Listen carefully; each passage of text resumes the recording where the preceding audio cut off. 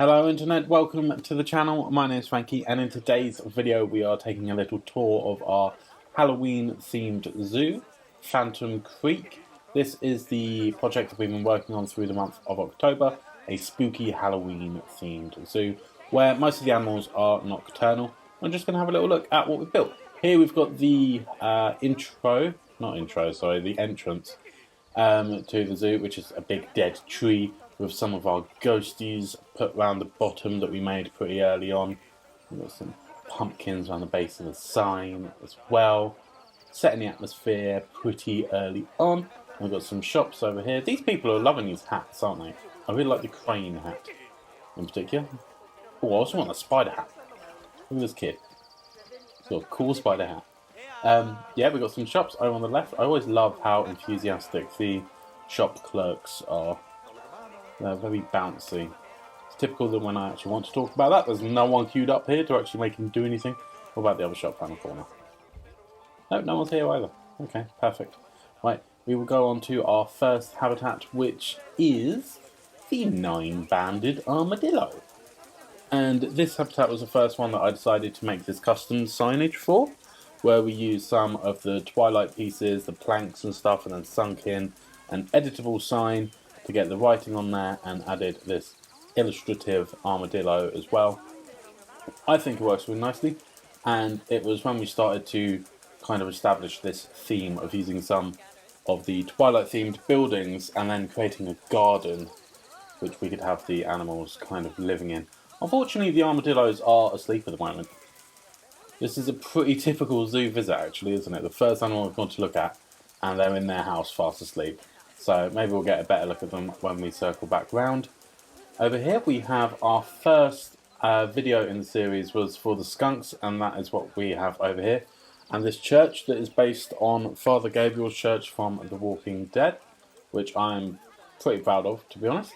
And look at this lovely little skunk gargoyle right on the porch. That wasn't in The Walking Dead. That was an addition to represent what is in here. And in the last video, I went around adding a bunch of effects, and we added a misty fog to this habitat, and I think it really helps with the spooky graveyard look. I'm really surprised at how much I like the skunks. They're quite cute. And I think due to Disney, and Bambi in particular, I always expected skunks to walk with their tails up. But that is often not the case. And look, you've got more ghosties in the background over by the staff area. Yeah. Let's move on to our next habitat, which is for the pygmy hippos and of course little Mudeng. Up here we have a lovely, quite overgrown path lit entirely by massive mushrooms, which leads up to the vet's building with some lovely signs on it and stuff, which will allow you to look down into the habitat, but you don't get a best look from up here. That's not the point of this path, despite what all these people are doing. You're meant to look into the habitat from the front, over here. And look, there's little Mudeng. I'm calling it Mudeng. You can't rename the babies, but, you know, there he is. Uh-oh, I can hear protesters. What are they here for? This is perfect timing. Hello! Where are they?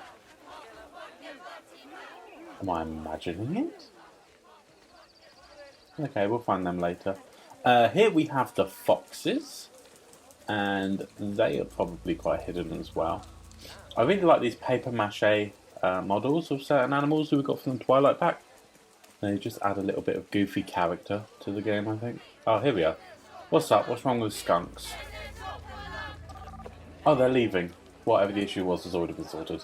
Okay. Bon voyage. Farewell. Right. Ah, look, this guy's come out to say hello. Again, this is an animal that I was really surprised at how much I liked, because here in the UK we see red foxes all the time. They're just all over the place. But I actually do really like seeing them in this game. They've got a lovely range of animations. My favourite being when they've gone for a swim, like this guy. When they get out and do a big shake. Is he going to go play with the duck? Go play with the duck. Quack quack. Oh no, that's a bad idea. When Fox going to play with a duck, he's going to go kill it. No, don't play with the duck! Okay, he missed it, that's good. Why does the duck look like it's floating above the water rather than on the water? Strange. You may notice another effect I added to the zoo, not just the mist, but the falling leaves. I really think that helps with the autumnal feel, which is pretty cool. Is he out of the water yet? I want to see your shaking animation. No, he's run off into the bloody bushes. Ow. Okay, never mind. Oh, there's another one here. Oh, it was a baby. Yeah, that's the best sign that this zoo's been doing pretty well. There have been a lot of babies born, which is very nice. Oh, he needs a wade, doesn't he? Where's he gone? Where's that man? Oh, he's not walking like that anymore. Right, we will continue up this path and we will go through the bat barn. This was good fun to build. There's not really much to say, to be honest. It was just a bunch of planks. Let's have a look at the bats. I always quite enjoy coming to these walkthrough exhibits with the animals like the bats and the butterflies, and now the sloths, which I haven't built for yet, but I imagine they'll be quite fun as well. It's one of those things that you do get a lot in zoos, and this game doesn't have the biggest variety of them, but the fact they do have some is really nice. Is there one up here feeding? I think there is a bat up there eating an apple. Lovely. When it came to decorating this zoo, my main way of decorating was just to add loads of plants. The idea behind this entire zoo was that it was an abandoned village that has been converted. All the gardens and stuff have been converted into various enclosures for nocturnal animals, and it has resulted in a little zoo. And this is one of the first purpose-made habitats in the entire zoo, and that is for the fennec fox. And where is he? I bet they're all in their burrow right now, aren't they? Hiding from the camera. Oh no, wait, there's one there. Woo! These guys are absolutely adorable. And they're just as cute in real life. Although in real life, they're often asleep. I've very rarely seen them actually moving in person.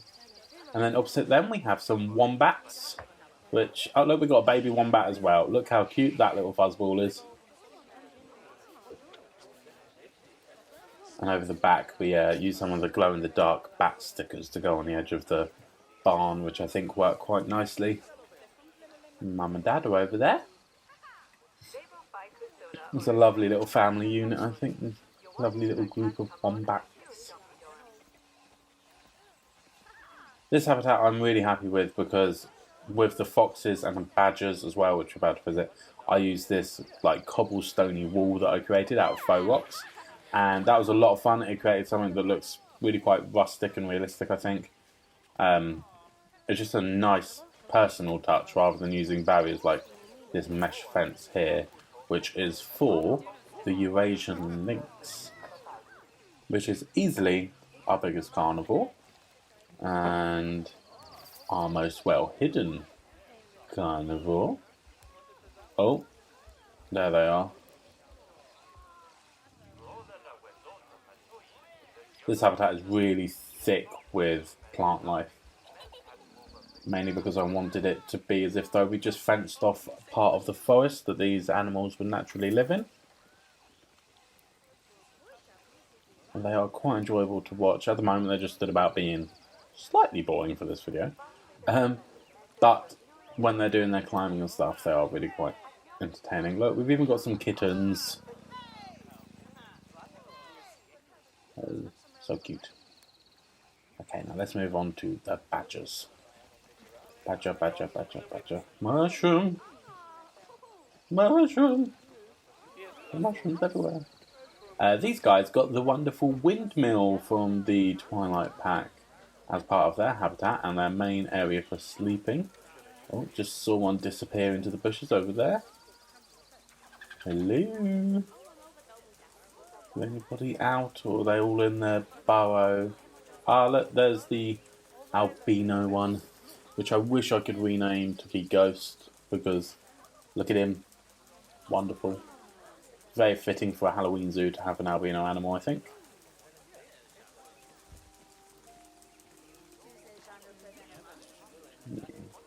This is another habitat where I just mainly spammed it with plants and made it look really overgrown.